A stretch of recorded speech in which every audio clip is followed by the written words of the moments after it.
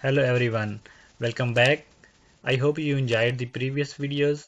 Today I am going to make a video about preprocessor in C language. So I will discuss in detail what is a preprocessor in C language and what is the definition of a preprocessor, how they are used in C language and what are their advantage, and then what are the types of the preprocessor available. So let's start. So preprocessor are program codes that process our code before compilation process. So preprocessor are used before the compilation. So let's start the definition of a preprocessor.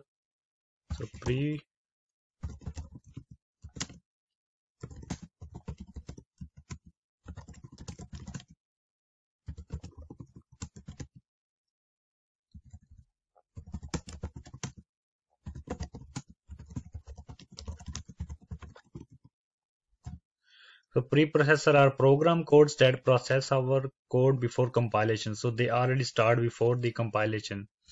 So preprocessor provides preprocessor directives which are used by the compiler to compile the program. So compiler decide based on those preprocessors which part needs to be compiled and which is excluded from the compilation process. So I will write it down. Preprocessor provides preprocessor directives which tell compiler to process the program before compilation. So I will show you a flow graph of generating an executable program. So here you can see. So we have a C program, and when we start the compilation, so first it checks if there are a preprocessors available. If there is no preprocessor available, then it simply starts the compilation process and generates the object codes, and then links those object codes and then creates the executable program. But if there are preprocessors available in the program, then it looks into the preprocessors and then decides based on the preprocessors that what should be done in the what should be included in the program, what should be excluded in the program, and based on that then it generates the object code, and then the linker links the object code and generates the executable program for that. So preprocessor always start with hash. So with this symbol, it's called hash. And there are 4 types of the preprocessor available. So let's start. The first is the macros.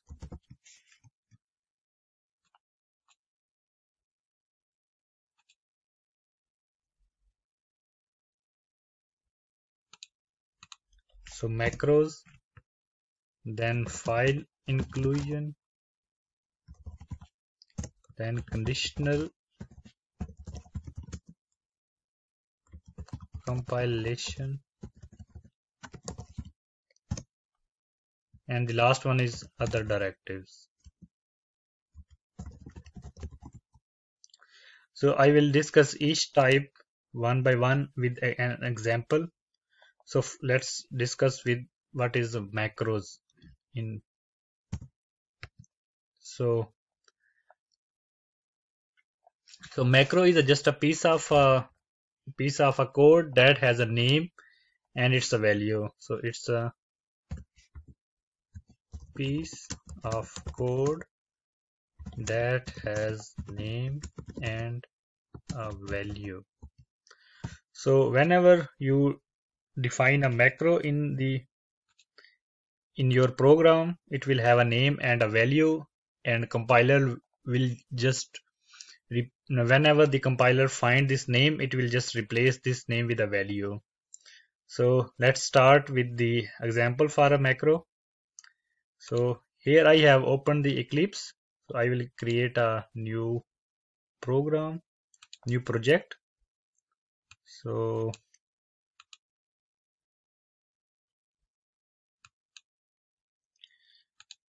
I will use this Sigwin GCC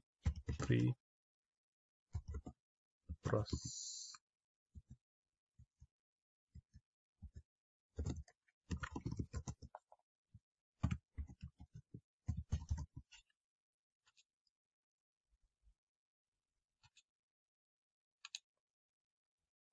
Finish. So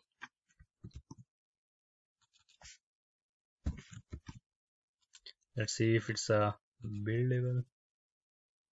So it's building. So I will show you the example of a directive of a macro. So you will just write hash define and then name of a macro. So for example, loop limit.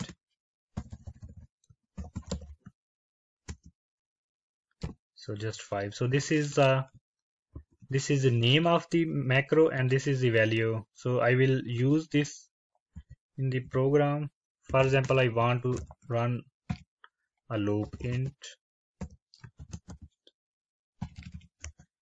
0 I is less than 5 loop limit. So less than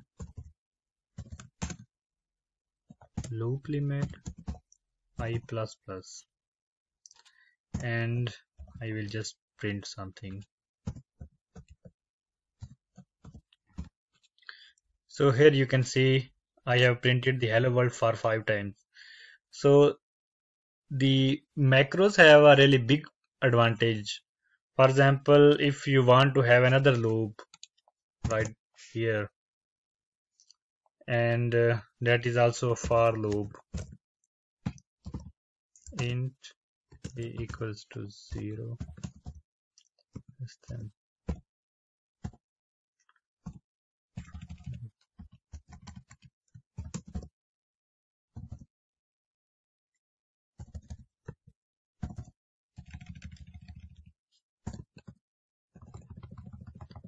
So see, this is another loop. So here you can see I also want to print it to run the loop for 5 times. So here I have to define this 5 again, and if someone else is reading this program, he will not come to know what is meaning of this magic number 5. So instead of this 5, you can just use the loop limit. So see, you can run this loop again for 5 times. So the main point is the macros make the readability of your program very good. So it reduces the magic numbers, or in best case it just removes all the magic numbers, and you can just use the macros in your program. With the macros you can also define small functions. So see, here I have a macro which is called square. So it takes a and then it will return the just square of that. So let's use this in the program. Printf.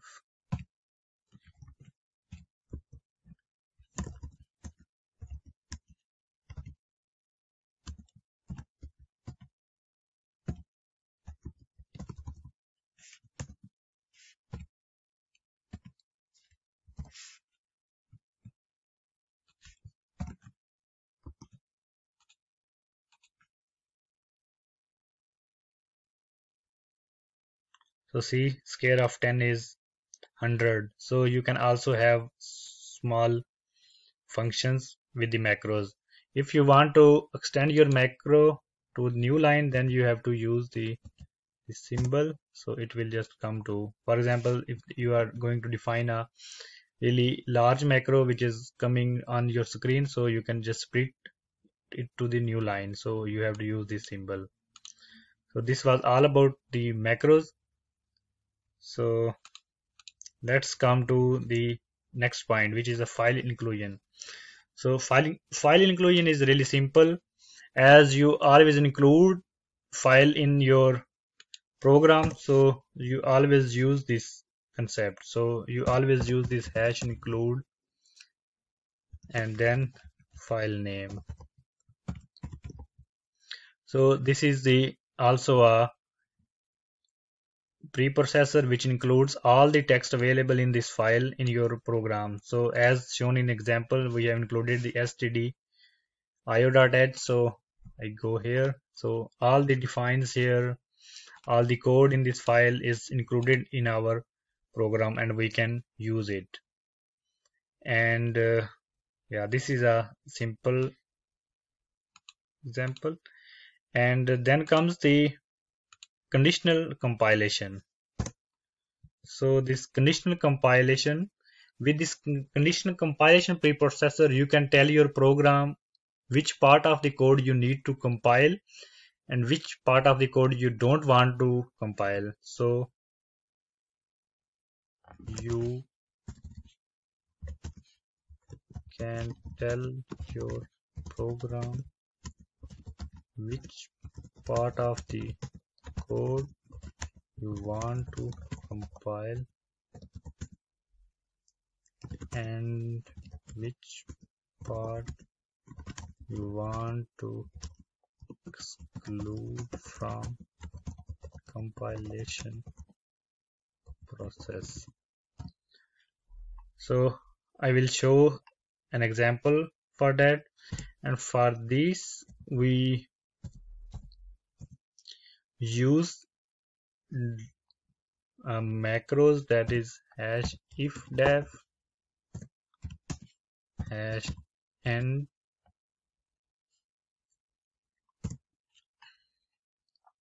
hash if not def, hash f, and hash n if. So I will show you an example in the Eclipse for that. So this conditional compilation, for example, you just want to see this print logs when you are just testing your code, when you are just, so I have defined a macro unit testing. So you want to print these logs when you are just performing unit testing in production, or when your code is running on the microcontroller, you don't want to see the logs. So you will define this unit testing when you are just doing a unit testing. So if this symbol is defined, so it will be part of the compilation process, otherwise it will exclude. So I will just print. So I have not defined this unit testing. So I will run the program. So you see, you have not seen any output for the scare. And if you define this macro here, so unit testing, then this part of the code will be visible. And if I run, so here you see it is showing you this. So in this way you can make the conditional compilation of the program.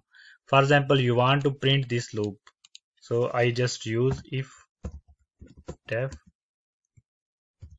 print with loop.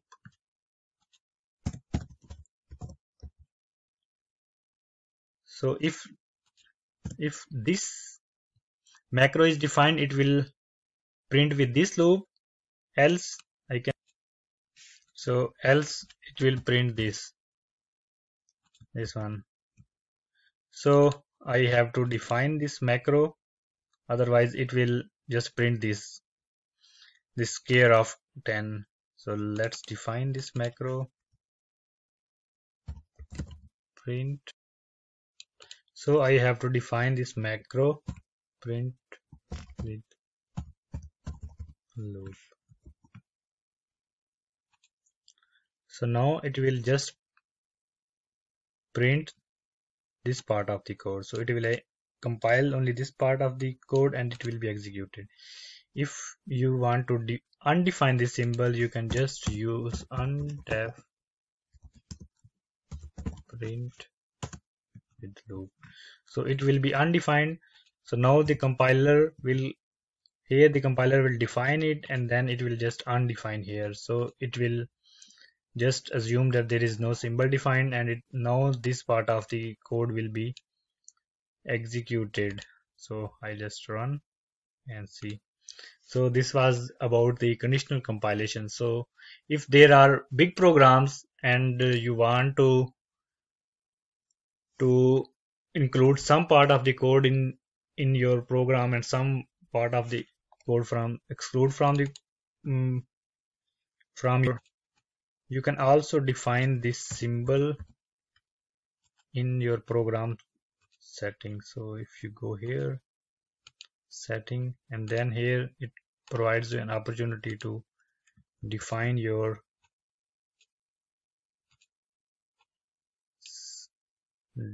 macros here. Print with loop.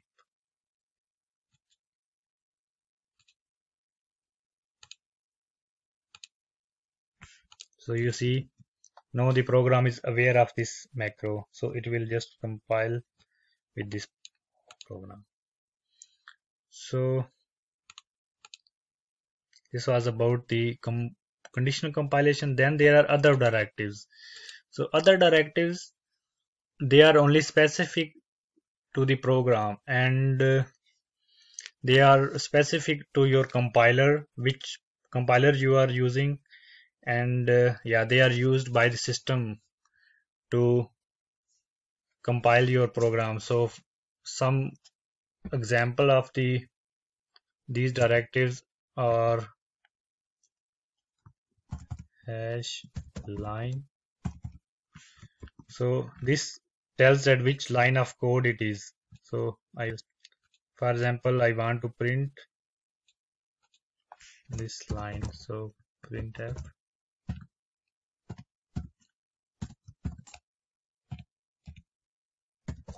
line number, line number t.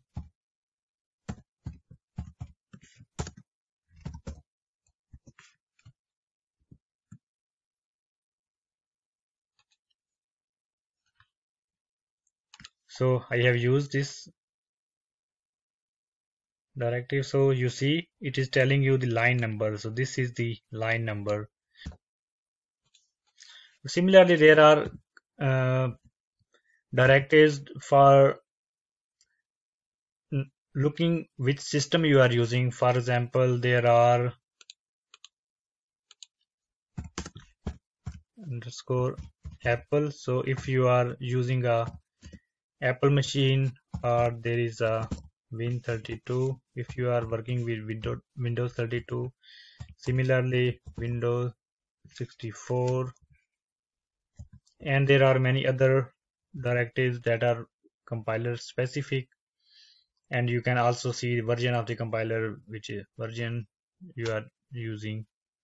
And yeah, so this was all about the preprocessor. So they are really helpful when you are working with the C language, and yeah, they are very simple. And with the preprocessor you can just disable your code, and instead of removing your code, for example, if you remove this code, then you have to write it again. But with the preprocessor you just need to define one symbol, and then that's all, and then you are ready to use your program.